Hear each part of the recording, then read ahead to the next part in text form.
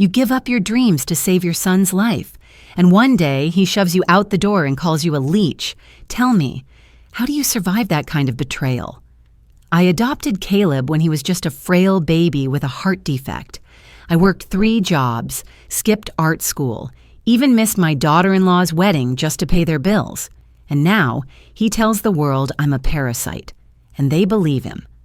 I'm Sue Bennett, 58, and I spent 33 years building a life for a child who erased me with one live stream. But in this video, I'll show you how I took back my voice, exposed his lies with proof, and found real family where I least expected it, in a granddaughter's letter and a stranger's 8 million gift. The day he smashed my locket in a fit of rage, he didn't know it held the key to the truth about his adoption, my sacrifices, and a legacy he never saw coming. If you've ever felt like your love and sacrifice meant nothing, don't scroll. This might be the story that helps you finally speak your truth. Before I tell you what really happened that Thanksgiving night, I want to know something about you. Who's the one you trust most in your family? Your mom, your dad, or someone else? Drop a 1 for mom, 2 for dad, or 3 if it's someone else entirely. I read every comment, and in the next story, I just might give a special shout out to one of you. Now, let's take a deep breath and step into my story together. Thanksgiving should have warmed my heart, but my son's cold stare froze it. I stood in the doorway of Caleb and Lauren's home, suitcase heavy in my hand, the November chill of Willow Grove nipping at my heels, the locket around my neck, a gift from Clara Voss, my late employer, caught the porch light and glinted as if it held a secret I wasn't ready to share. Not yet. Inside, the dining room glowed with candlelight, the scent of pumpkin pie mingling with soft jazz from a speaker in the corner. The mahogany table was set with Lauren's fancy china, the kind you'd see in a magazine, not a home where real people lived. It was November 2024, and I'd driven 3 hours to be here, hoping for a family moment to stitch us back together.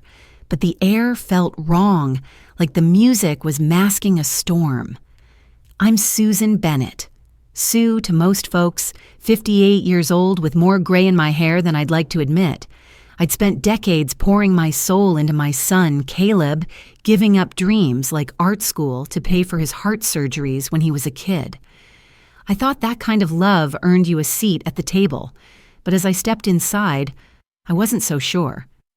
Caleb, 33 and tense as a coiled spring, barely looked up from his phone. "Hey, Mom," he muttered, his voice flat like I was a delivery driver dropping off a package. His dark eyes, so like the boy I'd rocked through fevered nights, held none of that warmth now. Lauren, his wife, 32 and polished like a showroom model, smirked from the kitchen doorway. "Back from scrubbing floors, Sue?" Her tone was sharp, a blade wrapped in silk. I forced a smile, my fingers brushing the locket. Sylvia Grant, my old nursing friend, caught my eye from across the room. At 55, her silver-streaked curls framed a face that knew pain. Her own daughter hadn't spoken to her in years. She hugged me tight, whispering, "You okay, hun?" Her warmth was a lifeline, but it couldn't drown out the chill. We sat for dinner, the table groaning under turkey, cranberry sauce, and that pumpkin pie, its cinnamon scent curling through the air. Lily, Caleb's 12-year-old daughter, slid into the chair beside me, her brown eyes bright. "I love your stories, Grandma," she whispered, her shy smile a spark of hope. I wanted to tell her about the nights I stayed up with her dad, counting his breaths in the hospital, but I held back. Instead, I started, "When Caleb was little, I worked double shifts to pay his medical bills, gave up art school so he could—" Caleb cut me off, scrolling his phone. "Yeah, Mom, we've heard it." His voice was ice, and the table went quiet, forks pausing mid-air. Lauren leaned forward, her perfect nails tapping the table. "I got a promotion at the firm," she said, her smile all teeth. "Big office, corner view, real Willow Grove material." The guests, neighbors I guessed, nodded, impressed. I felt my cheeks burn, my sacrifices shrinking under their gaze. Sylvia's hand brushed mine under the table, her eyes saying, "Hold on." I tried again, my voice softer. I always wanted Caleb to have a better life, you know? That's why I worked so hard. Lily grinned, but Caleb didn't look up. Lauren laughed, a sharp, brittle sound. Not exactly Willow Grove material, Sue. The words landed like a slap, and the jazz seemed to falter, the candles flickering as if they felt it too. I wanted to say I'd paid their mortgage, bought their groceries, but my throat tightened. Was I invisible here? The meal dragged on, plates clinking, conversations buzzing about stock markets and vacation homes. I pushed mashed potatoes around my plate, my heart heavy. Lily leaned close, her voice a whisper. "Tell me about the time you painted with me, Grandma." Her words were a balm, but before I could answer, I caught Caleb's glance at Lauren. Quick, sharp, like they shared a secret. My stomach twisted. What were they planning? After dessert, I cleared my throat, the locket warm against my skin. "I need to tell you something," I said, my voice steady despite my nerves. "I lost my job. Clara, the woman I cared for, passed away." I waited for sympathy, a kind word, anything. Caleb's head snapped up, his jaw tight. "So you're broke now?" he snapped. "You're stuck in the past, Mom. What, you gonna mooch off us?" The room froze. Lauren laughed, a cruel edge to it. "Not exactly Willow Grove material, are you, Sue?" My chest ached, like the air had been sucked out. Sylvia gripped my hand, whispering, "You're enough, Sue." But it didn't feel like it. I stood, my chair scraping the floor, the jazz now a mocking hum. "I gave up everything for you, Caleb," I said, my voice shaking. "Art school, nights, my whole life." He rolled his eyes, scrolling his phone again. The guests looked away, embarrassed. Lily's eyes widened, hurt flickering across her face. I wanted to stay for her, but the room felt like a cage. As I grabbed my suitcase, Sylvia followed, her hand on my arm. "You don't deserve this," she said softly. I nodded, but the hurt clawed at me. In the hallway, I paused, my hand on the door. The locket pressed against my chest, its weight a reminder of something bigger, something they didn't know. I heard Caleb's voice, low and sharp, whispering to Lauren, "She can't stay for free." My heart sank. What was he plotting? I stepped into the cold night, the pumpkin pie scent fading, the jazz a distant echo. Am I their mother or just their servant? I came to my son's home with love, but he shoved me out like trash. The locket around my neck, Clara Voss's final gift, felt heavy as I sat at the dining table, my fingers brushing its cool metal, unaware of the fortune it hid. The Turner family's dining room buzzed with tension, cranberry sauce sharp in the air, candles flickering like they were gasping. The jazz from the speaker crackled, a static hum that matched the storm brewing inside me. The Thanksgiving table was still laden with half-eaten turkey and mashed potatoes, but the warmth of the meal had vanished. I, Sue Bennett, 58 and weary, had just admitted I'd lost my job caring for Clara, hoping for a shred of family sympathy. Caleb, my son, 33, sat across from me, his jaw tight, eyes dark with something colder than disappointment. Lauren, his wife, 32, leaned back in her chair, her manicured nails glinting under the chandelier, a smug smile playing on her lips. Sylvia, my friend of 20 years, watched from the side, her silver curls framing a face that knew betrayal from her own daughter's silence. Lily, my 12-year-old granddaughter, fidgeted beside me, her brown eyes wide with worry. "Caleb," I started, my voice soft, "I worked hard for you. Double shifts, hospital bills, everything." I wanted him to remember the nights I sat by his bed, counting his breaths through heart surgeries. He didn't look up, just tapped his phone. Lauren snorted. "You don't get how the world works now, Sue," Caleb snapped, his voice slicing through the room.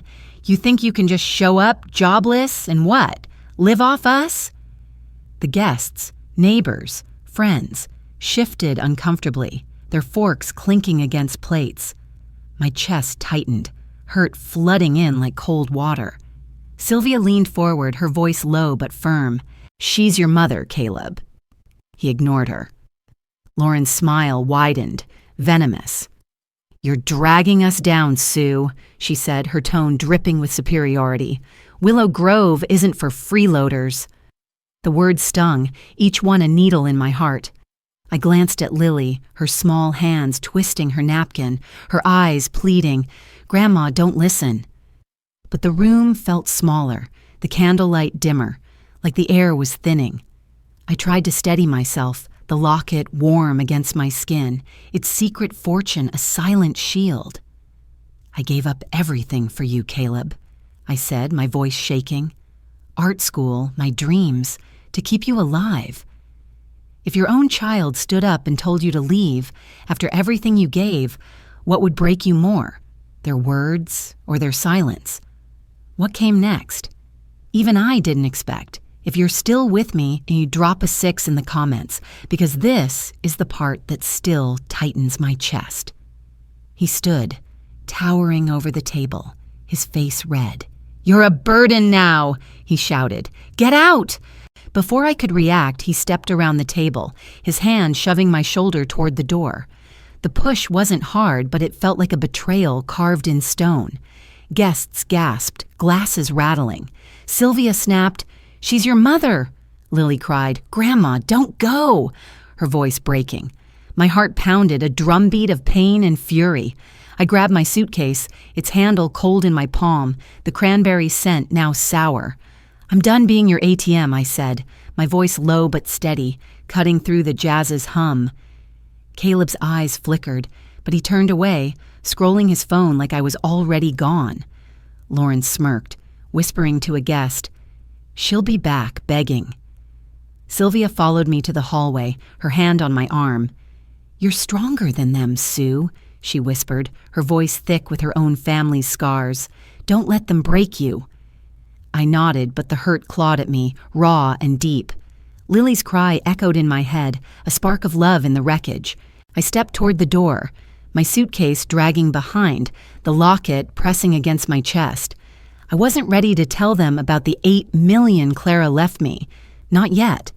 Let them show their true colors first. As I reached the threshold, the jazz faded, and I heard Caleb's voice, low and sharp, to Lauren. "She can't stay for free." My stomach twisted. What were they plotting? I pushed open the door, the November air biting my face, the candlelight's glow lost behind me. In the car, I checked into a hotel, the clerk's voice a distant hum as I clutched my suitcase. Alone in my room, I opened it, searching for a scarf. Instead, my fingers found a folded note, tucked in a pocket. "You're worth more. Clara." My breath caught, the locket suddenly heavier. Clara's words written in her shaky hand felt like a promise. What was its secret? I sat on the stiff hotel bed, the hurt still burning, but a flicker of resolve sparked inside me. Did I raise him, or did he erase me? I gave Caleb my life, but today I took it back.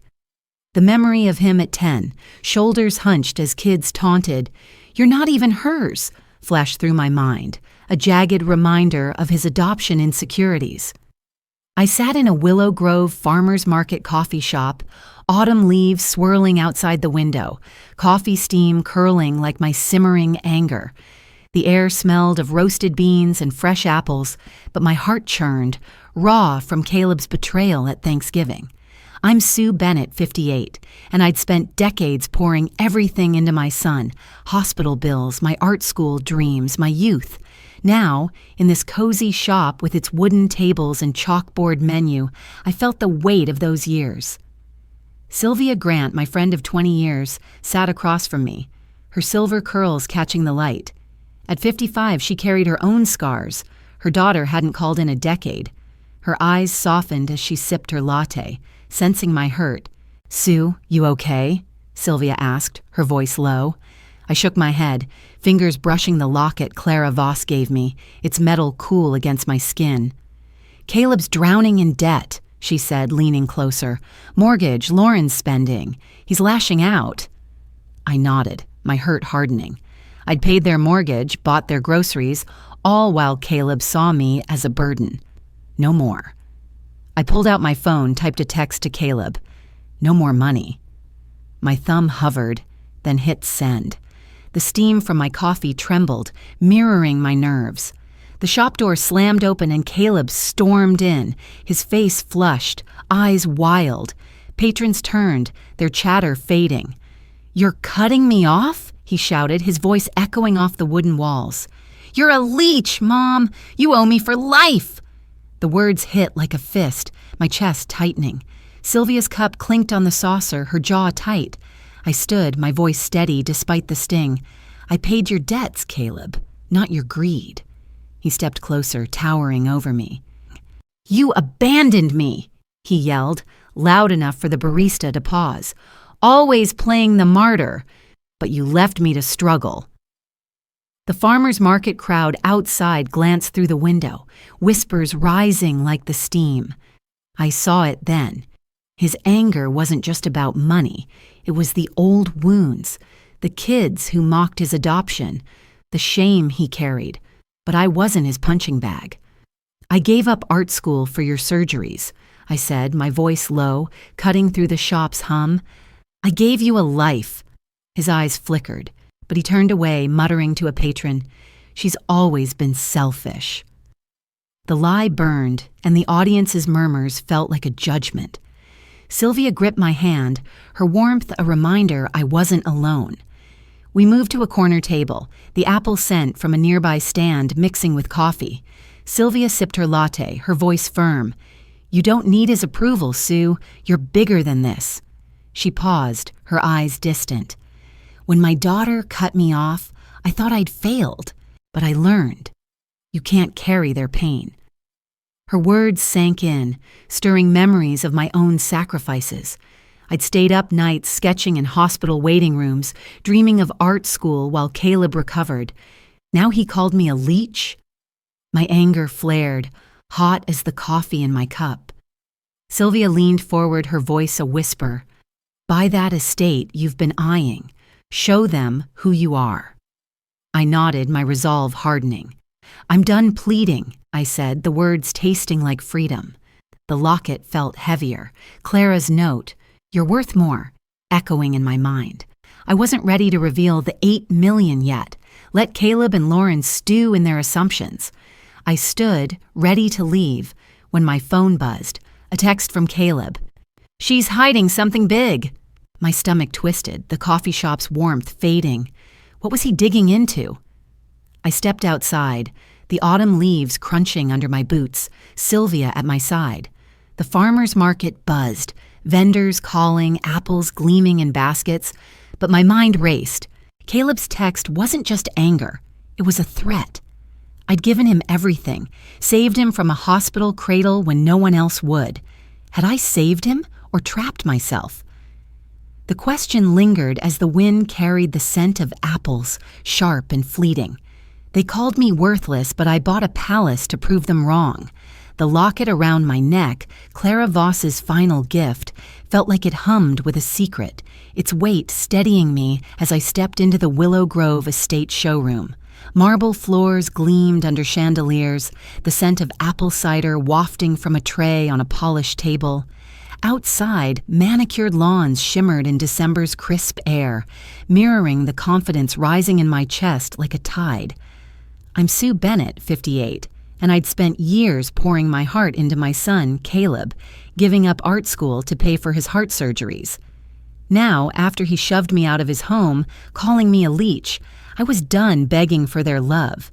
Sylvia Grant, my friend of 2 decades, walked beside me, her silver curls bouncing as she pointed to a model villa. At 55, her eyes carried the ache of her own daughter's estrangement, but her smile urged me forward. "This is your moment, Sue," she said, her voice warm as the cider's steam. We toured the showroom, my boots clicking on the marble, each step louder than the last. Sylvia nudged me toward a villa with soaring windows and a rose garden. "You deserve this," she said, her voice low. "Remember our nursing days? You skipped art school, worked nights for Caleb's bills." Her words stirred a memory. Me sketching in hospital corners, dreaming of canvases while Caleb slept.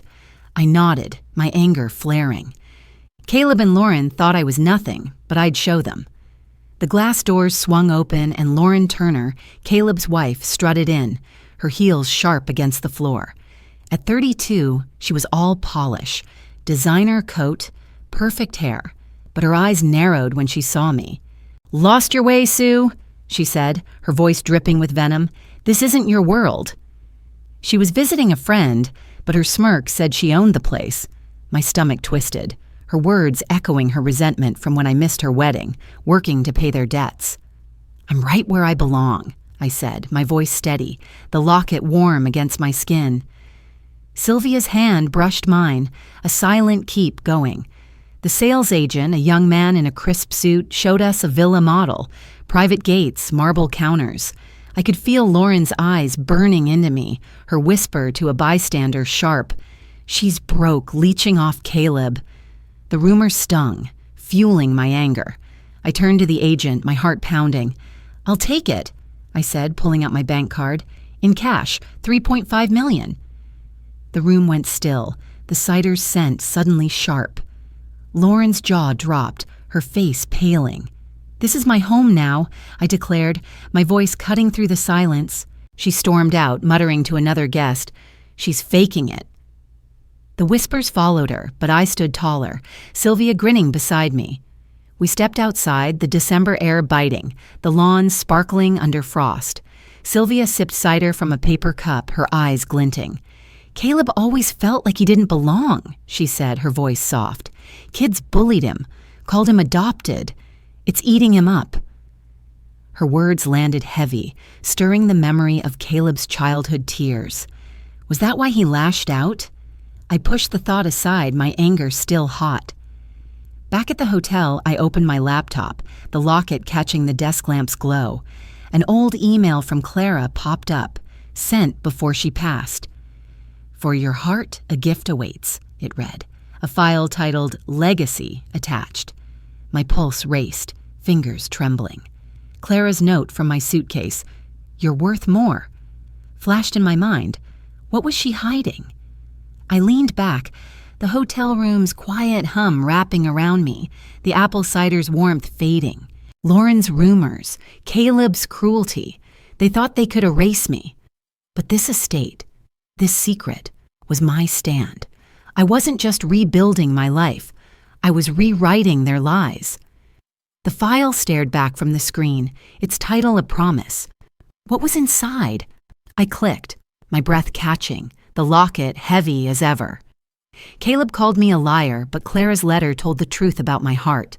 The locket around my neck glinted, its silver catching the dim light in my new Willow Grove estate, echoing the email from Clara Voss I'd found last night. I sat in my study, floor-to-ceiling windows letting in winter's chill, the January air sharp outside. StreamSphere notifications buzzed on my laptop, each ping a jab at my heart, fueling my anger. I'm Sue Bennett, 58, and I'd given everything to my son, Caleb. Nights sketching in hospital corners, art school dreams traded for his heart surgeries. Now, after he shoved me out, called me a leech, I was done swallowing their poison. The estate's hardwood floors gleamed, but the cold seeped in, mirroring my fury. My phone vibrated, Sylvia Grant's name flashing. At 55, her silver curls and sharp eyes carried the weight of her own daughter's estrangement. She was my anchor, her loyalty, a steady hand. I clicked Clara's email, the file titled Legacy opening with a soft chime. A letter loaded, Clara's shaky handwriting filling the screen. "Sue," it began, "your integrity earned you $8 million. You gave Caleb life when his mother abandoned him. A baby with a heart defect." My breath caught, fingers gripping the locket. I'd found him in a hospital crib, frail and alone, and worked 3 jobs to save him. "You're his true mother," Clara wrote. My eyes stung, anger mixing with pride. I wasn't just a housekeeper, I was his savior. The locket felt warm, its secret fortune now mine. Sylvia's call broke my thoughts. "Sue, you need to see this," she said, her voice tight. I opened StreamSphere, and there was Caleb, 33, his face flushed in a live stream. "My mom abandoned me," he said, voice trembling for the camera. Left me for rich strangers, took everything. Comments flooded in. Heartless woman. What kind of mother? My fury boiled, my hands shaking. He's twisting my sacrifices, I said to Sylvia, my voice a growl. I saw it now. His lies weren't just anger. They were a performance, born from career failures, from kids who mocked his adoption. But I wasn't his scapegoat.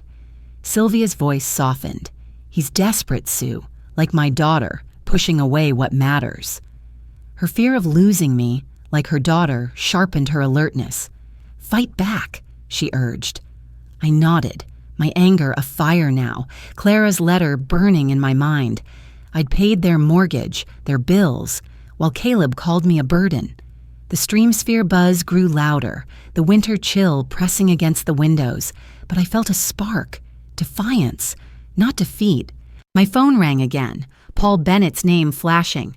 My ex-husband, 60, his voice heavy with regret. Sue, Caleb's digging into his past, he said. He came to me asking about paternity. I froze, the locket cold against my chest. Paul had left when Caleb's medical stress broke us, choosing his career over us. I'm sorry I left you to handle his surgeries alone, he said, his voice cracking. He's not my son. The words hung, a clue to Caleb's adoption. He's looking for answers, Paul added, but there's more you don't know. My heart raced, anger sharpening. I'll find the truth, I said, my voice like steel. Paul's regret was real, but it didn't erase the years I'd carried alone. I leaned back, the study's quiet hum wrapping around me, StreamSphere's notifications a distant drone. Clara's letter sat open, her words a shield. You gave him life. Caleb's lies, his live stream, were a betrayal of that gift. I wasn't just fighting for me. I was fighting for the truth. Sylvia's warning, Paul's voicemail, they pointed to something bigger. Did I protect him or enable his lies? The question gnawed as I replayed Paul's voicemail, his final words echoing. There's more you don't know. What was he hiding? The locket glinted, the winter chill biting, and I knew this was only the beginning. Caleb tried to bury me, but Lily's letter lit my way forward. Paul's voicemail. There's more you don't know, echoed in my mind, a nagging hint of deeper family secrets. I stood in my estate's garden, roses dusted with January snow, the air sharp and clean. Steam curled from my hot cocoa mug, its warmth a contrast to the toxic StreamSphere comments buzzing on my phone in the quiet of my Willow Grove home. I'm Sue Bennett, 58, and I'd given my life to my son, Caleb. 3 jobs, art school dreams, all for his heart surgeries. Now, after his lies on StreamSphere, calling me heartless, I was done being his victim. The garden's snowy roses glowed under the porch light, mirroring my shift from anger to resolve. Sylvia Grant, my friend of 20 years, sat on a bench nearby, her silver curls tucked under a scarf. At 55, her eyes carried the pain of her daughter's estrangement, but her voice was steady. You've got the truth, Sue, she said, sipping cocoa. Show them. I nodded, clutching Clara Voss's letter, its words searing. Caleb. Abandoned at a hospital with a heart defect, saved by my sweat and tears. I'd found him, a frail baby, and worked myself to the bone. Sylvia leaned closer, her breath visible in the cold. When my daughter cut me off, I thought I was nothing, she said. But you're his mother. Fight back on StreamSphere. Her words, raw with her own loss, sparked something in me. I wasn't just fighting Caleb's lies, I was fighting for my worth. The locket around my neck, Clara's gift felt like a shield. The garden gate creaked and a delivery arrived. A letter from Lily, my 12-year-old granddaughter. I tore it open, snowflakes dusting the paper. Dear Grandma, it read, you're my hero. I'm sorry Dad's lying. I overheard him talking about a secret. Her words, in careful blue ink, hit like a warm wave. I sank onto the bench, tears blurring the page, cocoa steam rising. "I love your stories," she wrote, recalling our nights reading under blankets. My heart swelled, resolve hardening. Lily's loyalty was a light in this mess, her love a reminder of why I fought. "She's my anchor," I whispered to Sylvia, who smiled, her eyes soft.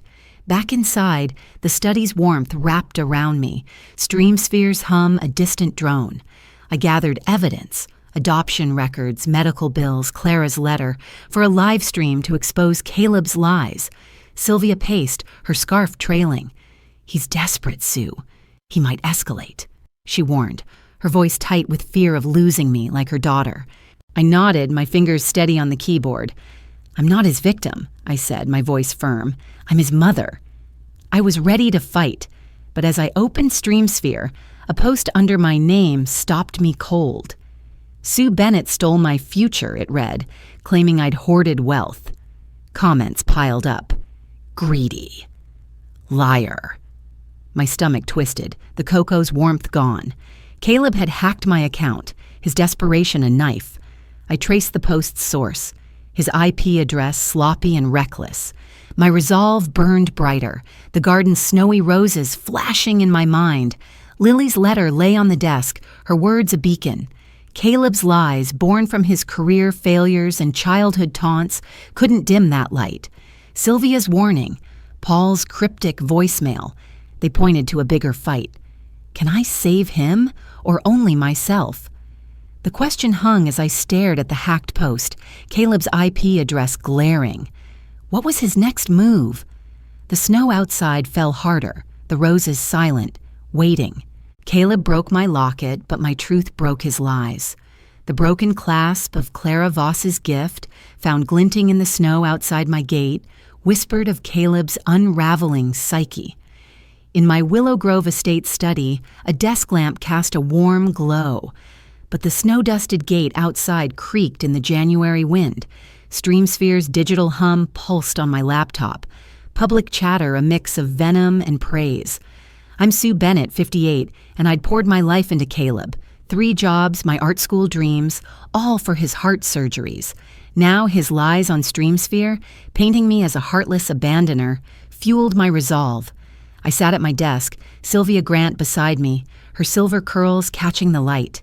At 55, her eyes held the pain of her daughter's estrangement, but her voice was firm. "Launch it, Sue," she said, nodding at my counter website. I clicked publish, uploading adoption records, medical bills, Clara's letter. Comments flooded StreamSphere. "She's a survivor, not a villain." Sylvia cheered, her latte mug clinking. "You're taking back your story." My heart pounded, anger turning to determination. The gate rattled, a harsh bang cutting through the night. Caleb's voice roared, "You're ruining my life!" I rushed outside, snow crunching under my boots, Sylvia behind me. Caleb, 33, stood wild-eyed, his coat dusted with frost. Lily, my 12-year-old granddaughter, clung to my arm, visiting for the weekend. "You lied!" Caleb shouted, spotting my locket. He snatched it, smashing it on the ground, the clasp shattering. "You never cared." His words, raw with career failures and childhood bullying, stung like ice. Lily yelled, "You lied, Dad," her voice breaking, eyes blazing with loyalty. Caleb's face crumpled, his family fracturing under the snowy gate's shadow. Back inside, Sylvia's face tightened. "He's desperate, Sue. Like my daughter, pushing everyone away." Her estrangement pain fueled her warning.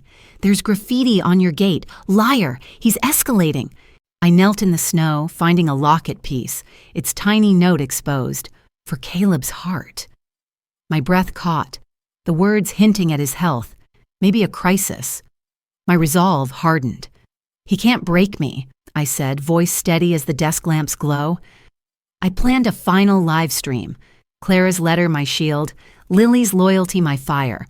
Caleb's desperation, born from taunts of not hers as a kid, didn't excuse this.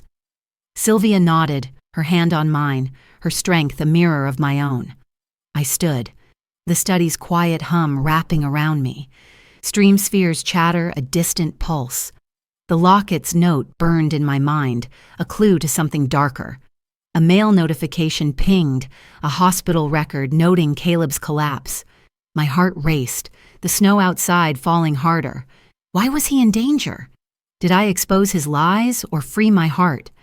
I thought I stood alone, but Lauren's tears changed the game. The hospital record tucked in my coat pocket mentioned Caleb's heart defect, echoing Clara Voss's note about his heart, a dark hint of the crisis looming. I sat in a Willow Grove cafe, the steam from grilled chicken sandwiches rising, February frost tracing patterns on the windows, StreamSphere notifications buzzed softly on my phone, a hum of cautious hope beneath the chatter of locals sipping coffee. I'm Sue Bennett, 58, and I'd given my soul to my son, Caleb. 3 jobs, art school dreams, all for his heart surgeries. His lies on StreamSphere, his smashed locket had fueled my resolve, but today felt different. Sylvia Grant, my friend of 20 years, sat across from me, her silver curls tucked under a knit cap. At 55, her eyes held the ache of her daughter's estrangement, but her smile urged me on. "You're close, Sue," she said, her voice warm as the cafe's glow. I nodded, my fingers brushing the hospital record, its weight heavy with Caleb's unraveling. The cafe door jingled, and Lauren Turner stepped in, her designer coat out of place among the plaid-clad locals. At 32, her face was pale, eyes red-rimmed, no trace of the smugness that once cut me. She slid into the booth, her hands trembling. "I was wrong, Sue," she said, tears spilling. "You gave us everything, mortgage, groceries, Caleb's bills." Her voice broke and she clutched her coffee cup. "I resented you for missing my wedding, working those shifts. But I see it now. I'm filing for divorce." My heart softened, but caution lingered. I'd missed her wedding to pay their debts, and she'd called me a burden. "Why now?" I asked, my voice steady. She looked down, her fingers twisting a napkin. "Caleb's lies, they're destroying us all." The frost on the windows seemed to thaw, her words a crack in the wall between us. Sylvia squeezed my hand, her eyes bright with shared pain. "She's trying, Sue," she whispered, her own loss fueling her encouragement. I nodded, the cafe's warmth wrapping around me, but my resolve held firm. I wasn't ready to trust fully, not yet. As Lauren left, her heels clicking on the hardwood, my phone rang. Paul Bennett, my ex-husband, 60, his voice thick with regret. "Sue, I've got audio of Caleb plotting to defame you," he said. "He recorded himself bragging about twisting your story." I gripped the phone, my breath catching. "I failed you," Paul added, his voice low. "Chose my career over you and Caleb. Couldn't handle his medical stress. You gave up art school for him." His words stirred a memory, me sketching in hospital waiting rooms, dreams fading. "Send it," I said, my voice like steel. Paul's help felt like atonement, a bridge to the past we'd lost. Back at my estate, Sylvia helped me compile evidence, Paul's audio, adoption records, Clara's letter, for a final StreamSphere livestream. The study's desk lamp cast a soft glow, the frost outside glinting like the truth I'd expose. I pulled the hospital record from my pocket, its pages worn. "Caleb's heart defect," I read aloud, my voice shaking. "Same as when he was a baby." Sylvia's face tightened. "He's falling apart," she warned, her fear of losing me, like her daughter, sharpening her words. "You're stronger than his lies." I nodded, my resolve afire now. "I'm done being their villain," I declared, my fingers tracing the record's words. The cafe's grilled chicken scent lingered in my memory, a reminder of Lauren's tears, Paul's regret. They were allies now, unexpected but real. StreamSphere's buzz grew louder, comments shifting. "She's telling the truth." But the hospital record's warning gnawed at me. Caleb's heart, fragile as ever.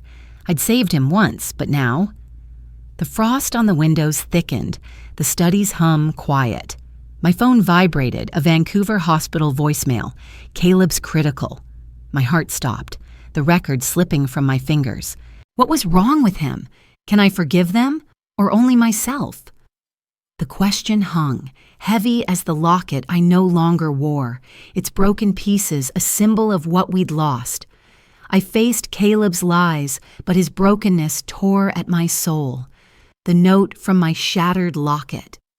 For Caleb's heart, burned in my memory, its words now tied to the hospital record warning of his crisis. I sat in my Willow Grove estate study, my laptop glowing with StreamSphere's livestream page, ready to expose the truth. Later, in a Vancouver hospital, the sterile air mixed with a faint maple syrup scent from a nearby cafe, reflecting my conflicted heart. I'm Sue Bennett, 58, and I'd given everything to my son, Caleb. 3 jobs, my art school dreams, all for his heart surgeries. His lies, his smashed locket, had pushed me to this moment. Sylvia Grant, my friend of 20 years, stood by the study's window, her silver curls catching the lamp's light. At 55, her estrangement from her daughter fueled her loyalty. "Go, Sue," she said, her voice steady. "Show them who you are." I clicked, "Go, Lev," my resolve afire. But Caleb's pain loomed, tugging at my maternal instincts. The live stream began, my face filling the screen. "Caleb says I abandoned him," I said, my voice clear. "But I found him, a baby with a heart defect, left in a hospital. I worked 3 jobs to save him." I uploaded adoption records, medical bills, Paul's audio of Caleb plotting lies. Comments flooded StreamSphere. "She's the victim, not him." What a mother! My heart pounded, the maple syrup scent from a memory of hospital visits mixing with my resolve. I wasn't just fighting Caleb's lies, I was reclaiming my worth. Sylvia clapped, her eyes bright. "You're unstoppable," she said, her loyalty a warm anchor. Hours later, I stepped into Caleb's Vancouver hospital room, the sterile hum of machines jarring. At 33, he was gaunt, IV lines snaking from his arms, his face pale under fluorescent lights. "I'm sorry," he whispered, his voice barely audible, eyes glistening. I froze, the locket's absence heavy on my chest. "You made me nothing," he suddenly shouted, his hands clenching the bedsheet. "You and your secrets." The outburst hit like a wave, his pain raw, rooted in childhood taunts of not hers. My heart ached, but I stood firm. "You're my son, not my burden," I said, my voice steady but soft. He looked away, then murmured, "I kept your drawing, a heart, from when I was a kid." My breath caught, the micro twist of his confession stirring old love, testing my resolve against compassion. I sat beside him, the maple syrup scent faint, the machine's beep relentless. "I gave you everything," I said, my eyes locked on his. "But you broke us." His face crumpled, regret flickering. I wanted to hold him, like when he was small, but I held back. Back at the estate, Sylvia texted, "StreamSphere's with you." Her message buzzed as Paul called, his voice heavy. At 60, my ex-husband's regret for leaving me with Caleb's medical stress was raw. "His lies are done," Paul said, confirming the audio's impact. "I should have stayed, Sue." His atonement strengthened my resolve. I arranged Caleb's transfer to a care facility, setting boundaries. "I won't let you break me," I told him, my voice firm, the hospital's hum fading. Sylvia met me at the airport, her hug warm. "You did it, Sue," she said, her estrangement pain mirroring my own. Caleb's remorse, tied to his bullying scars, didn't erase his lies, but it cracked something open. Paul's call, Sylvia's texts, they were my new circle, not Caleb's chaos. Back home, a package waited on my porch, Caleb's childhood drawing inside, a heart, shaky and small. My fingers trembled, the maple syrup scent lingering in my mind. What did it mean? Am I his mother or his scapegoat? The question hung, the hospital's sterile hum echoing as I stood under my estate's starry sky. I gave Caleb a lifeline, but burned the chains that bound me. His childhood drawing, a heart scrawled in crayon, sat on the hospital table, echoing the locket he'd smashed, a symbol of my love and his faint redemption. I stood in my Willow Grove Estates garden, moonlit roses glowing, their petals soft against the March night. Potluck chatter drifted from a nearby community hall, laughter mingling with the scent of barbecue, reflecting the peace settling in my bones. I'm Sue Bennett, 58, and I'd poured my life into Caleb. 3 jobs, my art school dreams, all for his heart surgeries. His lies, his betrayal had pushed me to the edge, but now his remorse stirred something new. Sylvia Grant, my friend of 20 years, stood beside me, her silver curls catching the moonlight. At 55, her estrangement from her daughter fueled her celebration of my strength. "You're free, Sue," she said, her voice warm as the night air. Lily, my 12-year-old granddaughter, was due to visit, her loyalty a beacon through this storm. In the Vancouver hospital earlier that day, Caleb lay frail, IV lines snaking from his arms, his face pale under the sterile lights. "I needed you," he whispered, showing me his drawing, a heart shaky from his childhood hands. "I kept it all these years." His voice cracked, regret heavy, tied to the bullying he'd faced for being adopted. My heart tugged, but I held firm. "I'm your mother, not your doormat," I said, my voice kind but steady. I arranged his transfer to a care facility, a lifeline without chains. His eyes glistened, his faint signature on the drawing a micro twist, proof he'd cherished my love despite his lies. I left, the hospital's hum fading, my resolve carrying me home. Now, in my garden, I held a photo album, snapshots of Caleb's hospital days, his graduation, moments I'd bled for. Sylvia watched, her hand on my shoulder. "Do it, Sue," she said, her voice thick with her own healing. I lit a match, the flame dancing, and set the album ablaze in a stone fire pit. Pages curled, smoke rising, the roses glowing under moonlight. "This is my family now," I declared, meaning myself, Sylvia, Lily. The fire crackled, a weight lifting from my chest. I wasn't burning Caleb. I was burning the guilt, the years of carrying his pain. The potluck's laughter echoed, a promise of new connections. Lily arrived, her sneakers crunching on the garden path.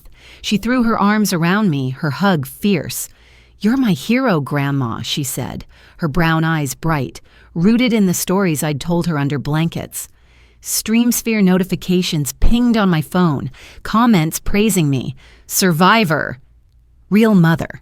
I smiled unburdened, the barbecue scent mingling with roses. Sylvia raised a glass of iced tea, toasting. "To your freedom." My liberation dawned, the moonlight soft, the chatter warm. Lily slipped a new letter into my hand, her fingers trembling. What did it say? Did I let go of him or my pain? The fire's embers glowed, the roses silent, waiting. I gave Caleb a chance, but I gave myself a life.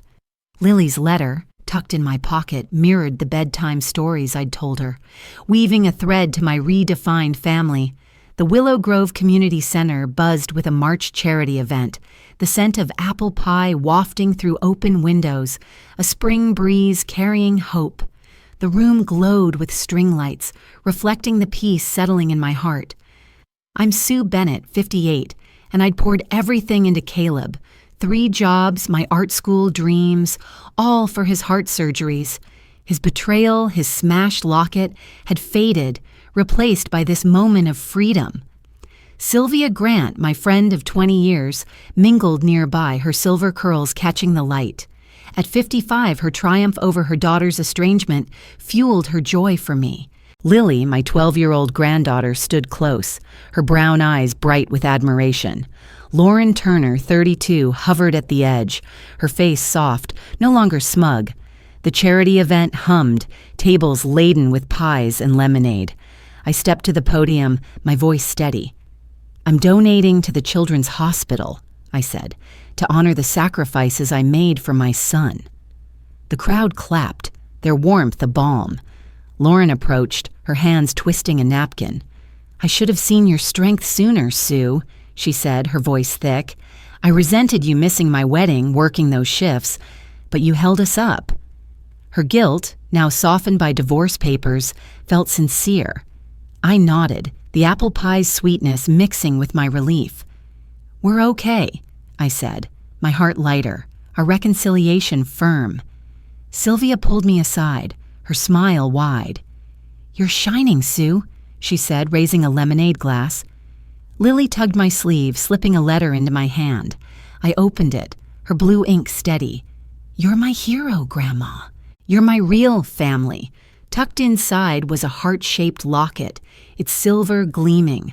My eyes stung, memories of our story nights flooding back, tales of courage under her blanket fort. I framed the letter beside Clara Voss's in my study, Sylvia toasting, "To your freedom." The spring breeze carried laughter, my liberation solid, anger a distant shadow. Back in my garden, I painted, roses budding around me. My phone buzzed, a text from Caleb at his care facility. "Thank you." His words, simple but heavy, hinted at progress, his childhood bullying scars softening. I replied, "Survive, that's enough." The brush moved smoothly, the spring breeze lifting my spirit. I was free, not just from Caleb's lies, but from the weight of his pain. Sylvia showed me a photo of Caleb shelving books in a Canadian bookstore, his face tired but calm. Was he changing?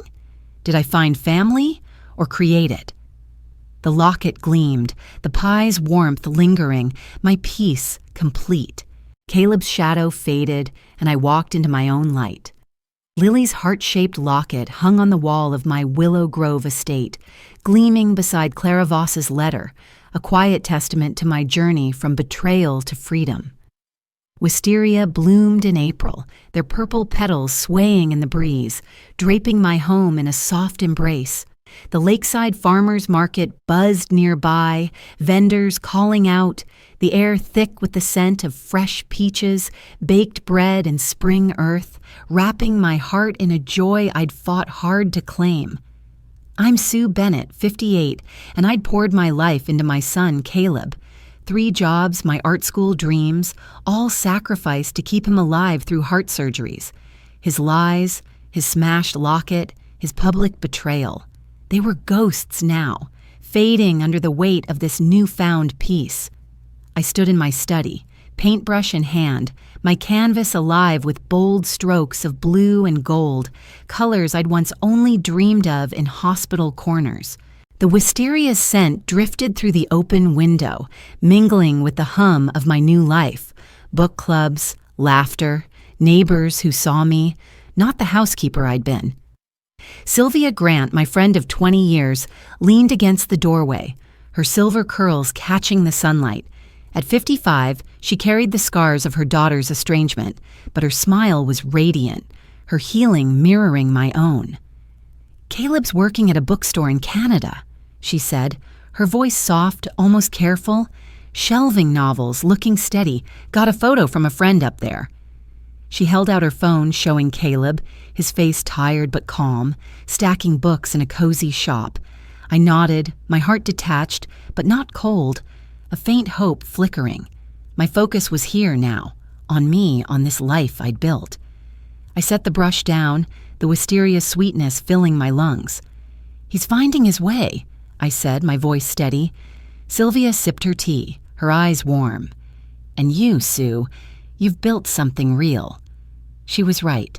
I'd started hosting book clubs in my garden, neighbors gathering under the wisteria, their voices mingling with the clink of coffee mugs. We'd laugh over novels, share stories of love and loss, and for the first time, I wasn't Caleb's mother or Lauren's burden. I was Sue, the woman who'd fought through betrayal to claim her place. The market's hum drifted in, a vendor shouting about fresh strawberries, and I felt anchored, my maternal love redefined. Not an obligation, but a choice to cherish those who chose me back. Lily, my 12-year-old granddaughter, bounded through the gate, her sneakers scuffing the stone path. "Grandma," she called, her brown eyes bright as the April sun. She clutched a letter, her handwriting neat in blue ink, and thrust it into my hands. "Read it out loud," she insisted, her smile wide. I unfolded the paper, my throat tightening as her words spilled out. You're my real family grandma. Your stories taught me courage like the heroes in your books. Her voice, steady and proud, echoed our nights under blanket forts, reading tales of knights and dreamers. I hugged her close, her hair smelling of peach shampoo, and my eyes stung with tears. "You're my hero too, Lily," I said, my voice thick. I led her to the study, framing her letter beside her heart-shaped locket and Clara's note, their silver and paper glinting together. Sylvia raised her tea glass, toasting, "To your freedom, Sue." The wisteria swayed, its petals brushing the window, and my heart felt full, liberated from the weight of Caleb's chaos. We walked to the farmer's market, Lily skipping beside me, her laughter blending with the crowd's chatter. The lake sparkled, reflecting the clear sky, and stalls overflowed with peaches, tomatoes, and homemade jams. "Let's get peaches," Lily said, tugging my hand. We bought a basket, their juice dripping down our fingers as we nibbled, the sweetness a burst of spring. A vendor handed us a slice of warm cornbread, its buttery scent mixing with the lake's fresh breeze.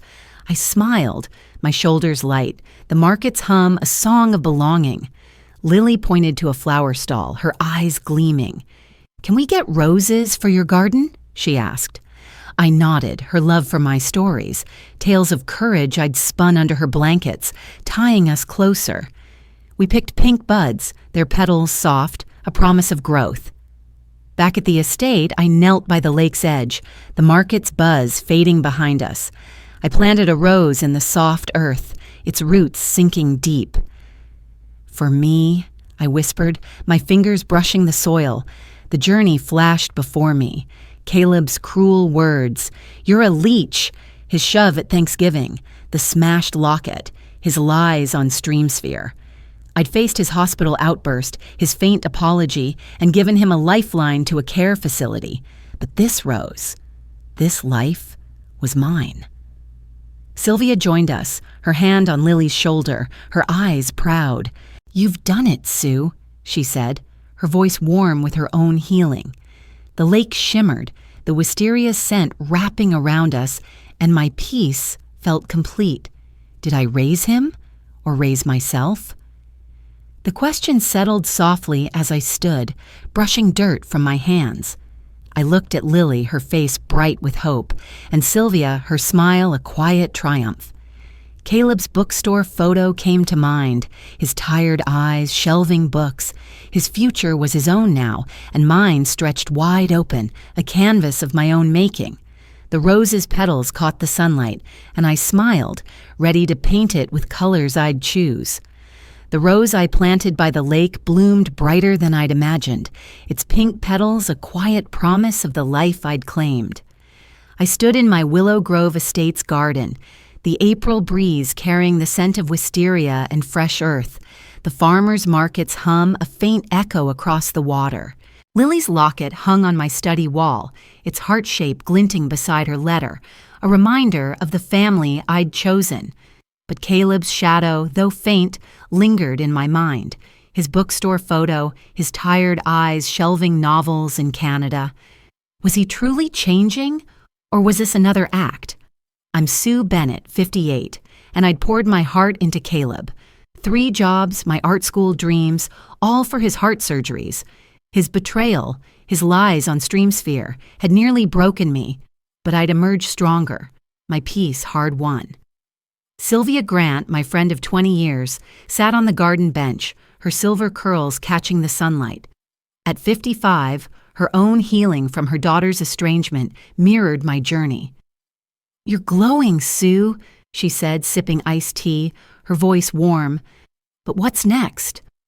Her question hung, stirring a restlessness I hadn't named. I wandered to my study, the hardwood warm under my feet, and picked up my paintbrush. The canvas before me burst with blues and greens, a lake scene I'd started after Lily's visit. Painting had become my refuge, a way to reclaim the dreams I'd buried for Caleb. But Sylvia's words echoed, "What's next?" I'd built a life here, with book clubs and market strolls.